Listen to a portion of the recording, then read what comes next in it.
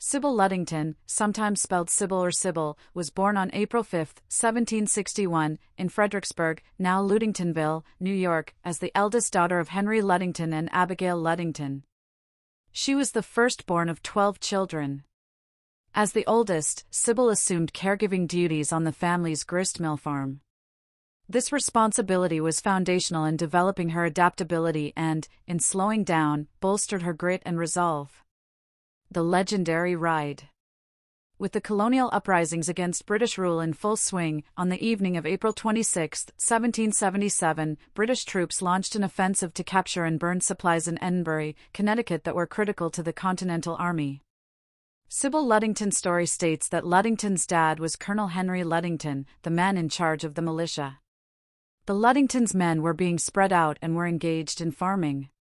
Colonel Henry was struggling to garner enough soldiers to make a single force. He was further ailing from too willing messengers. Legend has it that Sybil was urged by her dad into a bold decision to train grass riding on a horse named Star. The horse ride stretched almost 40 miles from Statue to Carmel and further.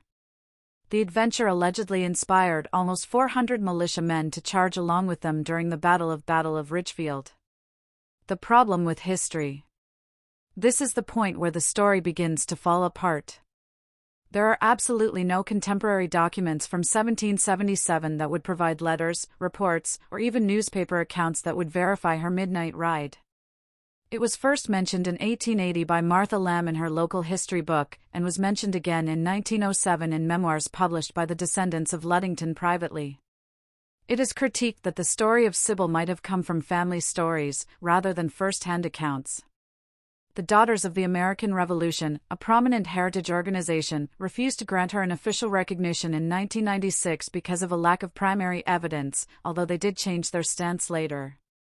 Despite a lack of paperwork, historians and storytellers believed in the story and the symbolic power of her ride. Hunt, for example, floated the idea that Sybil's legend is rooted in a need to venerate American values embraced to courage, civic duty, and women's often invisible roles in history. Post-ride life. Regardless of the accuracy of the stories circulated, she led a modest post-war life. She wed a lawyer and military veteran from Connecticut, Edmund Ogden, in 1784, and they had a son, a lawyer and New York State Assembly member, Henry Ogden.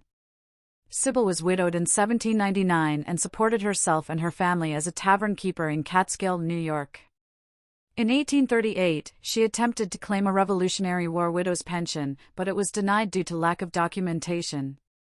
Unadilla, New York is where she passed away on February 26, 1839. Her fame remembered. Long after her death, Sybil became a cornerstone in folklore during the peak of colonial revival. With the DAR placing historic markers on her routes, they commemorated her. Statues of Sybil were placed in 1961 and smaller statues were put in multiple states. In 1975, she was featured in the Symbols of the Youth and her bravery was shown in the U.S. Bicentennial postage stamp.